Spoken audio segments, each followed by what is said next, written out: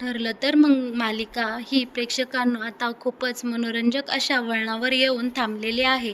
आणि आता प्रेक्षकांना इकडे पूर्ण आजी आपल्या सायली आणि अर्जुनच्या बाळाचा स्वीकार करून त्याचे एकदम गोड कौतुक करताना आता आपल्याला दिसणार आहे. बरं का प्रेक्षकांनो, आता पूर्ण आजी तिला बसलेल्या शॉकमधून बाहेर येताना आपल्याला दिसणार आहे. आणि ती बरी झाल्यावर पहिली सायली आणि सायलीला होणारं बाळ म्हणजेच अर्जुन आणि सायलीचं बाळ याचं खूप कौतुक करताना आपल्याला पाहायला मिळणार आहे.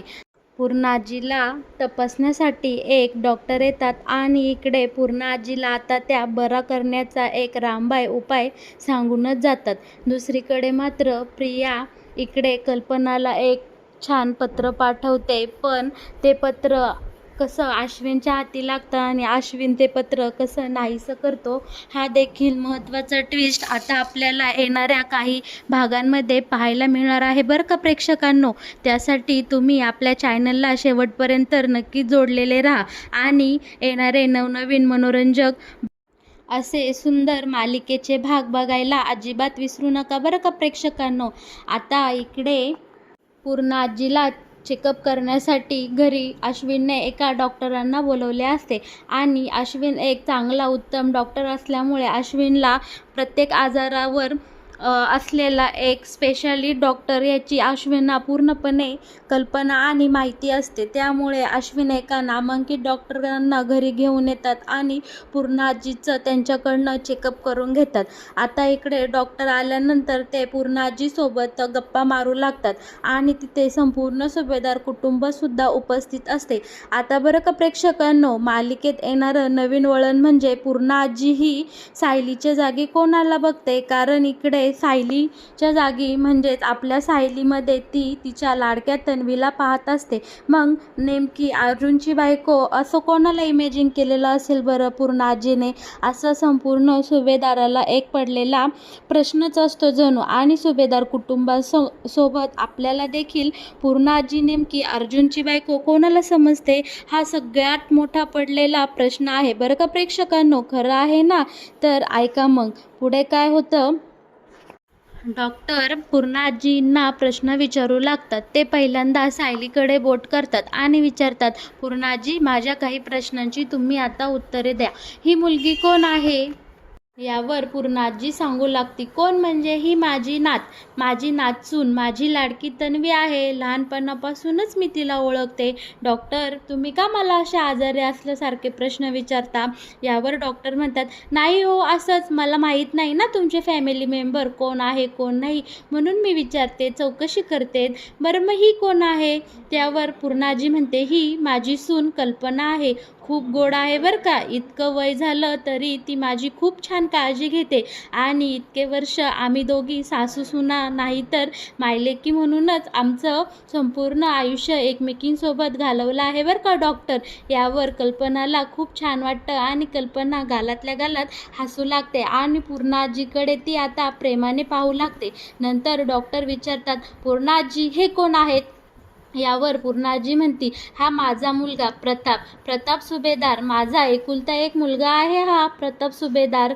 यावर डॉक्टर म्हणतात, छान बरं का पूर्ण आजी, मला माहीत नव्हतं ना म्हणून विचारते. तेव्हा इकडे प्रतापला पण आता खूप छान वाटलेलं असतं की त्याची आई पूर्ण आई ही मला ओळखते आणि प्रतापसुद्धा इकडे गालातल्या गालात हसू लागतो बरं का प्रेक्षकांनो. आता नंबर येतो अस्मिताचा. डॉक्टर म्हणतात, ही कोण आहे? त्यावर पूर्ण आजी म्हणते, ही माझी नात अस्मिता आहे. आणि बरं का डॉक्टर, माझ्या या नातीला एक छान गोंडस असा मुलगासुद्धा झालेला आहे, म्हणजे मला आता पंतूसुद्धा आहे बरं का. यावर डॉक्टर म्हणतात, अरे वा, तुम्ही आता पणजी आजी आहात तर. आणि अस्मितासुद्धा इकडे छान गालातल्या गालात हसू लागते. आता मात्र नंबर येतो तो अश्विन आणि अर्जुनचा. पूर्ण आजी अश्विन आणि अर्जुनला देखील ओळखते आणि त्या दोघांची सुद्धा ओळख करून देते. दुसरीकडे आता प्रतिमाला फोन करतात आणि प्रतिमा सुद्धा पूर्ण आजीसोबत बोलून घेते आणि डॉक्टर म्हणतात, हा कोणाचा कॉल आला आहे? यावर पूर्ण आजी म्हणते, ही माझी मुलगी, माझी प्रतिमा आहे बरं का डॉक्टर, खूप छान आहे आणि तिचा स्वभाव देखील छान आहे. मग विमल आणि घरातल्या सगळ्यांची पूर्ण आजी एक एक करून ओळख डॉक्टरांना करून देत असते. इकडे डॉक्टर पूर्ण आजीच्या संपूर्ण आजाराचं निरीक्षण करत असतात. यावर डॉक्टर म्हणतात, छान पूर्ण आजी, तुम्ही तर एकदम व्यवस्थित आहात. आणि इकडे डॉक्टर अश्विनला छान खुणवतात. आणि मग काय प्रेक्षकांनो, सगळ्यात महत्त्वाचं म्हणजे आता डॉक्टर प्रियाचा फोटो पूर्ण आजीला दाखवणार असतात. इकडे आता प्रियाचा फोटो पाहून पूर्ण आजी मात्र वेगळीच अशी रिॲक्ट होते. ती डायरेक्ट म्हणते, हा फोटो बाजूला घ्या, ही नालायक मुलगी कोण आहे? ही नालायक मुलीचं थोबाडसुद्धा पाहायची मला इच्छा नाही आहे, ह्या मुलीचा फोटो बाजूला घ्या. आणि इकडे पूर्ण आजी खूप घाबरून जाते आणि त्या प्रियाचा फोटो असा झिडकारून बाजूला फेकून देते. इकडे मात्र संपूर्ण सुभेदार कुटुंब हे पूर्ण आजीच्या वागण्याचं निरीक्षण करत असतात की आता पूर्ण आजी काय करेल, यापुढे पूर्ण आजी कशी रिॲक्ट होईल. तर पूर्ण आजीची ही रिॲक्शन पाहून डॉक्टरांना एक अंदाज येतो की आता पूर्ण आजींना पुढची ट्रीटमेंट काय द्यायची. यावर डॉक्टर आता तो फोटो बाजूलाच ठेवतात आणि पूर्ण आजींसोबत बोलतात की ह्या मुलीचा तुम्हाला इतका राग का येतो, ही मुलगी कोण आहे? तेव्हा पूर्ण आजी सांगू लागतात, ह्या नालायक मुलीमुळे माझं संपूर्ण घर उद्ध्वस्त झालं असतं. ही मुलगी माझ्या घराच्या वाईटावर उठली होते आणि माझ्या घरात खोट्यानाटं कारणं काढून अशी काहीतरी करत होते. मला सगळं काही आठवत नाही, पण ही मुलीनी खूप काहीतरी वाईट केलं आहे आणि ह्या मुलीचा माझ्या घरावर वाईट डोळा होता आणि ह्या मुलीची माझ्या घरावर वाईट सावली होती. हे ऐकताच डॉक्टरांना एक अंदाज येतो की पूर्ण आजी ही अर्जुनची बायको सायली हिला प्रिया असं समजत नाही आणि संपूर्ण सुभेदारांना या गोष्टीचा खूपच आनंद होतो. आता इकडे सगळे हॉलमध्ये जमलेले असतात आणि डॉक्टर त्या सगळ्यांना सांगू लागतात की पूर्ण आजीची आता अवस्था कितपत योग्य झालेली आहे, त्या किती बऱ्या आहेत याचा आपण आज अंदाज घेतला आहे.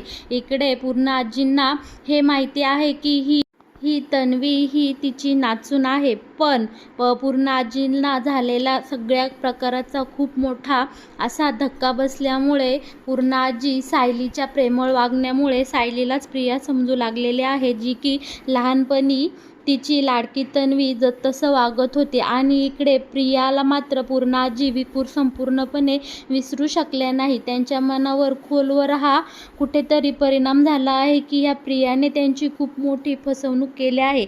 परंतु इथे मुद्दा असा आहे की अर्जुनची बायको सायली ही पूर्ण आजींच्या मेंदूतून बाहेर झालेले आहे, म्हणजे त्यांच्या कल्पनेत किंवा त्यांच्या विचारात सायलीचा चेहरा कसा आहे हे त्यांना आता सध्या आठवत नाही आहे. यावर मी तुम्हाला एकच उपाय सांगते की तुम्ही पूर्ण आजीसमोर जो काही घडला सगळा प्रकार झाला होता त्याचा एक सीन क्रिएट करा, म्हणजे त्या दिवशी जसं काही घडलं होतं घरामध्ये तसं संपूर्ण गोष्ट तुम्ही आता पूर्ण आजीसमोर चित्रित करा आणि पूर्ण आजीला पुन्हा एकदा असा शॉक द्या, असा झटका द्या की त्यांना काही सगळं आठवलं पाहिजे. ही एक ट्रीटमेंटचीच पद्धत आहे. यावर अश्विन म्हणतो, हो डॉक्टर, आलं माझ्या लक्षात काय करायचं आहे आणि काय नाही. मी माझ्या संपूर्ण घरच्यांना ही गोष्ट समजावून सांगतो. यावर डॉक्टर ओके बोलतात आणि तिथून निघून जातात.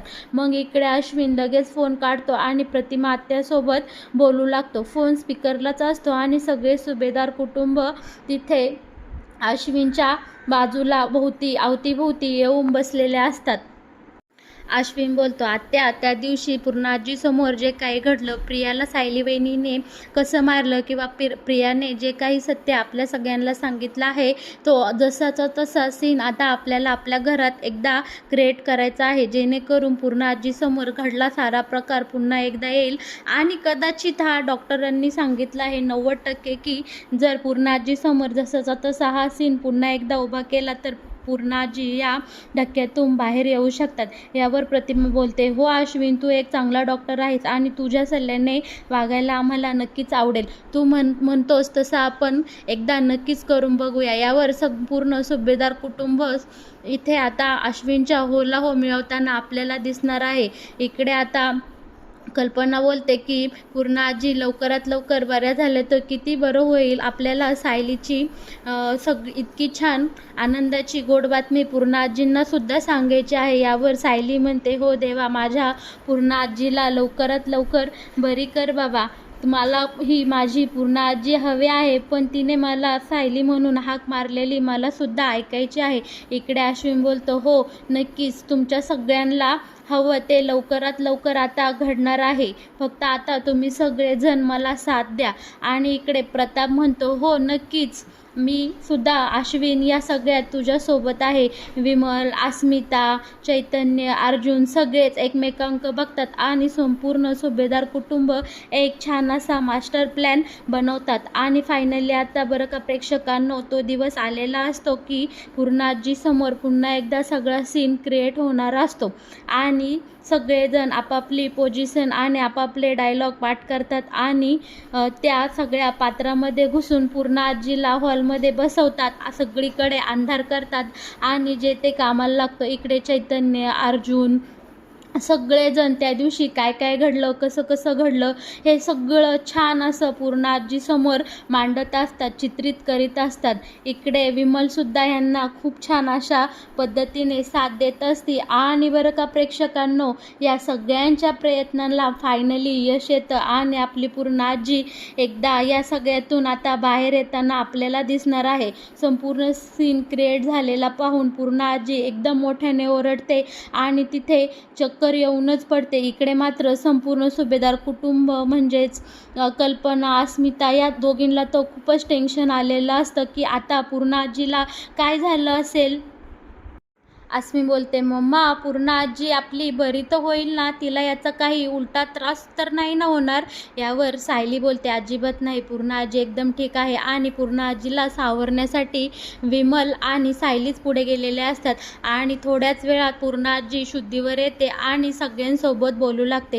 पहिले तर ती आपल्या लाडक्या सायलीला सायली म्हणून आवाज देते आणि म्हणते, सायली तू इकडे। हे ऐकता सगळ्या सुभेदार कुटुंबाच्या चेहऱ्यावर एक सुंदर हसू येतं। आणि बरं का प्रेक्षकांनो, आता इकडे पूर्णाजी सायलीला बोलते, काय झालं बाळा, तुम्हाला जरा अशक्त दिसते।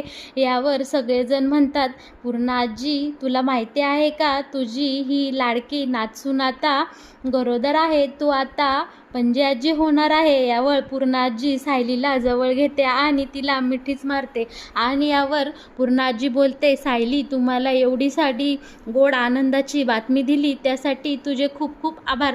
आणि इकडे मात्र अर्जुनला तर खूपच आनंद झालेला असतो, कारण फायनली पूर्णाजीने त्याच्या अर्जुनच्या सायलीला सायली म्हणून हाक मारलेली असते आणि आता त्यांना त्यांचे प्रेमाचे क्षण एकदम बिनघोर आनंदात जगता येणार असतं। आणि आता अर्जुन सायलीला मिठी मारतो आणि आनंदाने नाचूच लागतो। इकडे मात्र कल्पना आणि अस्मिताचा जीव भांड्यात पडलेला असतो। दोघीही खूपच खुश होतात आणि पूर्णाजीपाशी जाऊन बसतात आणि पूर्णाजीला एक कडकडून मिठी मारतात। आता आपली पूर्णाजी एकदम बरी झालेली असते। बरं का प्रेक्षकांनो, पूर्णाजीला आता सगळं काही आठवू लागलेलं असतं। आपली पुन्हा जुनी पूर्णाजी हसत खेळत सुभेदारांच्या घरात आता बिनघोरपणे वावरू लागलेली असते।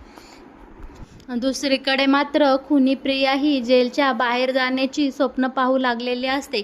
प्रियाला असं वाटत असतं की मी गरोदर आहे ही बातमी जर कल्पनापर्यंत पोचवली तर कल्पना उड्या मारतच मला इकडे जेलमध्ये सोडवायला येईन, कारण त्यांच्या घरचा वंशाचा दिवा माझ्या पोटात आहे। आणि इकडे प्रिया आता जेलसोबत एका लेडी कॉन्स्टेबलला वशिला लावत असते आणि म्हणत असते, मॅडम प्लीज, तुम्ही सुद्धा एक महिला आहात, मला माझी एवढी छान गोड आनंदाची बातमी माझ्या सासूपर्यंत पोचवायची आहे, मला माझ्या घरात ही आनंदाची बातमी पोचवायची आहे। प्लीज प्लीज मॅडम माझी मदत करा. यावर त्या जेलर प्रियाला मदत करतात आणि तिला एक पत्र लिहिण्याची संधी देतात. इकडे नालायक भामटी प्रिया कल्पनाला एक इमोशनल असं दर्दभरं लेटर लिहिते आणि म्हणते आता कल्पी नक्कीच पागळेल आणि कल्पनाच्या नावाने ते लेटर पाठवून देते. इकडे मात्र सुभेदारांच्या घरात इकडे आता पोस्टमन येतो आणि म्हणतो कल्पना सुभेदारसाठी इथे एक लेटर आहे. परंतु इकडे कल्पना आजी होणार या खुशीमध्ये काही वेगळीच गुंतलेली असते की तिला कोण आलं कोण गेलं, माझ्यासाठी काय पार्सल आलं, या सगळ्याकडे अजिबात म्हणजे अजिबातच लक्ष नसतं. तिच्या डोक्यात फक्त अस्मिताचं बाळ आणि माझ्या सायलीचं येणारं बाळ, अस्मिताच्या बाळासाठी हे कर, सायलीच्या बाळासाठी ते कर, अशा प्रकारे आपली कल्पना आजी दिवसभर गुंतलेलीच असते. त्यामुळे कल्पनाचं मात्र तिकडे प्रियाने जेलमधून पाठवलेल्या पत्राकडे अजिबात म्हणजे अजिबातच लक्ष जात नाही.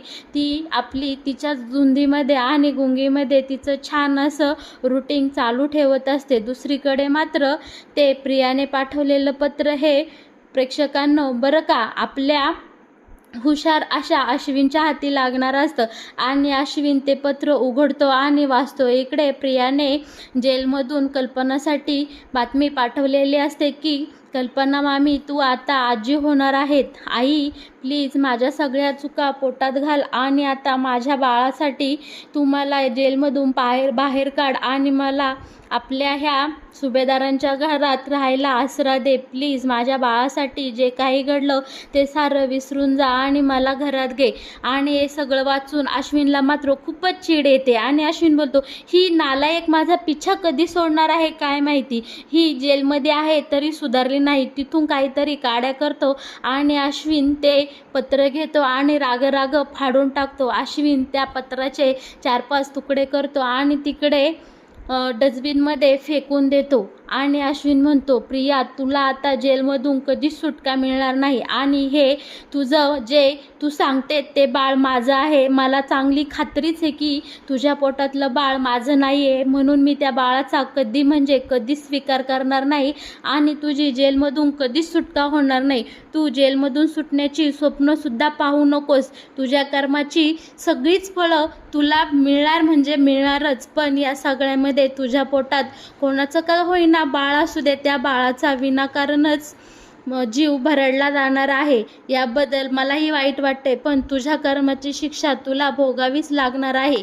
यापासून तुझी सुटका कधीच होणार नाही प्रिया. मग तुम्हाला काय वाटते प्रेक्षकांनो, प्रिया गरोदर आहे ही गोष्ट सुभेदार कुटुंबियांना कळायला हवी आहे का नको, ते नक्कीच तुम्ही मला कमेंटद्वारे कळवा. आणि हो, आपल्या चॅनलला सबस्क्राईब करायला, लाईक करायला अजिबात विसरू नका.